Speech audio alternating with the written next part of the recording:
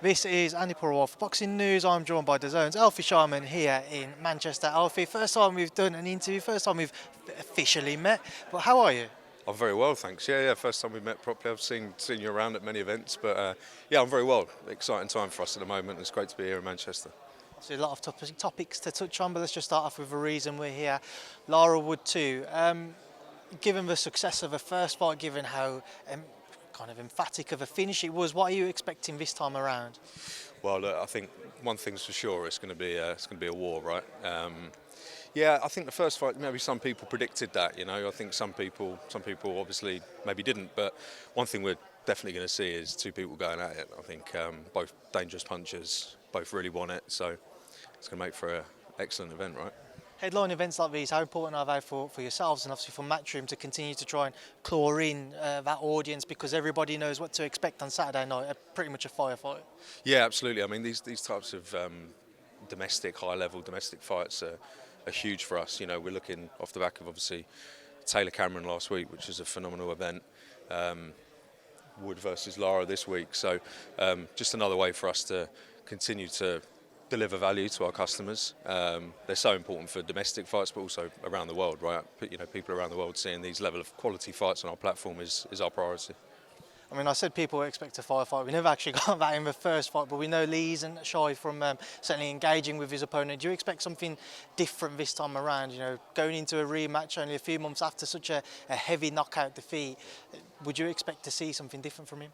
Yeah, I would have thought so. I think obviously, it's a fairly emphatic win, right, from Richie, our last fight. So there will be adaptations. I don't know what they are. I'm not excited to see them, but yeah, I mean, Lee's obviously an experienced champion himself, so there'll be changes, and I look forward to seeing what they are and the outcome on Saturday. Obviously, we've got kind of a show clash across three different shows this weekend. You've got the show over in Belfast with Lopez Conlon, and of course you've got Bournemouth for Coley Billum Smith. From your perspective, have you reached out and spoken to the various promoters, the broadcasters, to try and ensure that there's no time clashes there? Yeah, look, I think the first thing to say, obviously, the reality is three excellent fights across three separate broadcasters. Cliche, but the boxing fans are certainly winning on Saturday, right? From our point of view, we're very much focusing on Wood Lara 2, which walk time 10:30. To your point around clashes, it's not the first time. Unfortunately, it's not the last time that you're going to get this.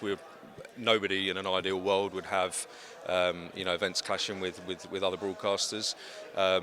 What comes with having a schedule every week is that the chances are you're going to get clashes. So yeah, it's an unfortunate for us, but the benefit for the boxing fan, I think.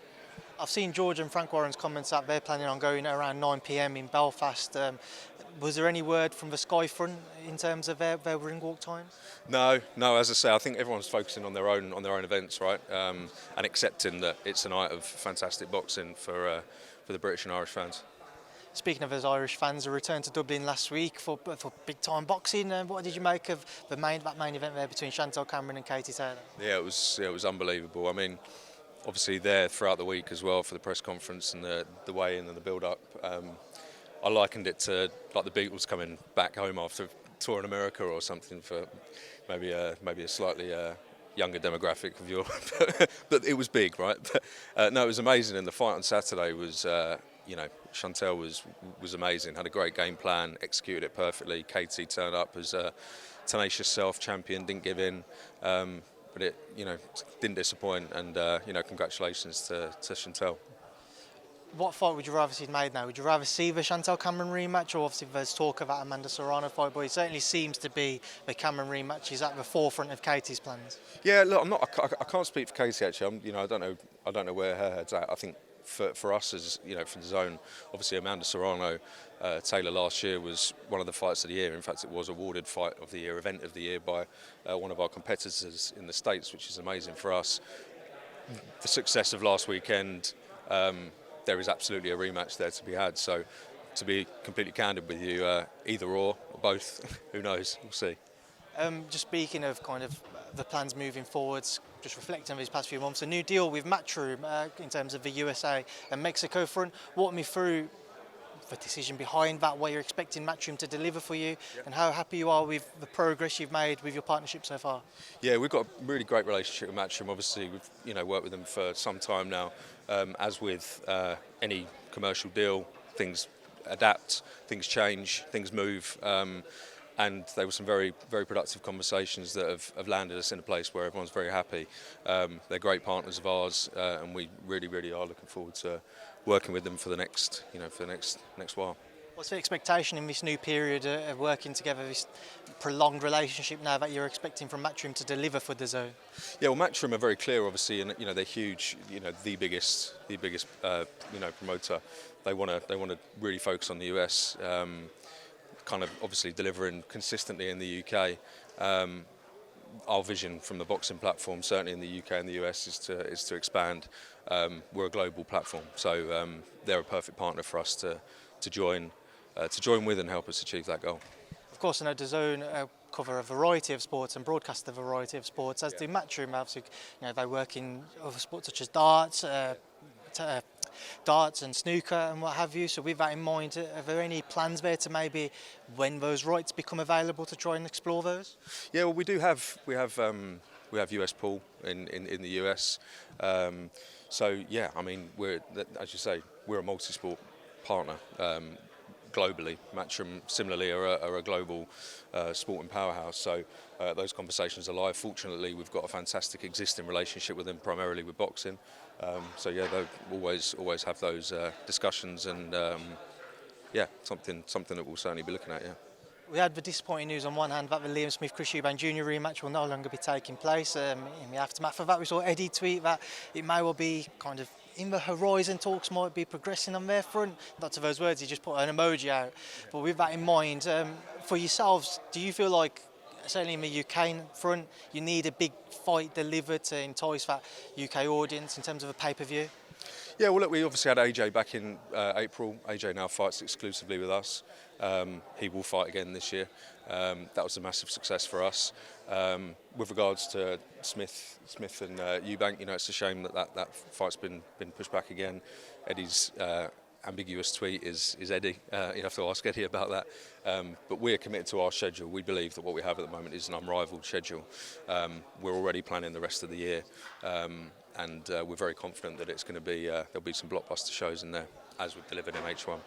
Given obviously the emphatic finish to the first fight between Liam Smith and Chris Eubank Jr., would a potential Eubank Jr-Benn fight still sell well across the zone? I think so, yeah. I mean, the buzz from the event back in October, when we originally had the fight on platform, was incredible. Something that I haven't seen as a fan or working in sports professionally for a very long time. It was organic as well as it being just genuine needles. So yeah, to answer your question, I think it will be just as big, if not bigger. There were reports that came out sticking with pay-per-view that Canelo-Ryder did around 150 to 200,000 boys in the US. Can you give us any more information on that? Any truth to that? Well, no, look, we don't disclose numbers, as you know, but it was a very successful event for us. We're very happy with it. It did fantastic viewership. Was an amazing fight as well. Canelo homecoming, Guadalajara. There's lots of homecomings for us on Dazn at the moment. Obviously, Katie last week. We had Joe Cordina in Cardiff as well. So, no, an excellent event all round for us. No, you can't exactly divulge how many boys, but was 150 to 200,000 incorrect there? Again, I don't know, speculation, after. No, as I say, we're very happy with the event. It did very well for us as a business, and we're very happy. Obviously, at the beginning of the year, we saw a price increase with regards to the different offers for potential Dazn customers. Now, a few months have gone on, a chance to look back and reflect. How have sales picked up? How are the subscribers' numbers looking? Yeah, look, I mean, again, subscriber numbers, is not something we divulge. But to answer your question on the flexibility, it's been really well received. Obviously, we had a fairly simple proposition in the past, in that a monthly subscription, which we appreciate for some people, was not the kind of thing they were after. Now, an annual instalment plan for us at $9.99, the uptake has been really strong, demonstrating that people believe in Dazn's schedule, not only in our traditional boxing space, but obviously our X Series space as well, which is growing very well, as well as our broader rights, PFL and wrestling, etc., UEFA Women's Champions League.